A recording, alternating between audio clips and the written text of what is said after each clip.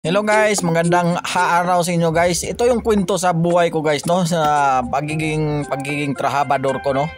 Nung naalala ko 2007 hanggang 2000 hanggang 2007 ay sa Manila ako as driver mechanic, no. Mekaniko na ako as driver pa sa company. So dahil sa mababa ang sa Manila rate guys, 250 pesos, 270 pesos ganong taon yung year na yon ay 270 pesos lang yung Manila rate. Ay nag-decide ako mag-Saudi guys, no. Nang mag-Saudi ako guys ay natanggap naman ako as mechanic, plant mechanic, foreman sa planta na siya guys, plant, no. Hindi siya sasakyan. So foreman ako doon guys, nagtagal din ako doon guys, mga 11 years doon ako, 2007 hanggang 2018, no.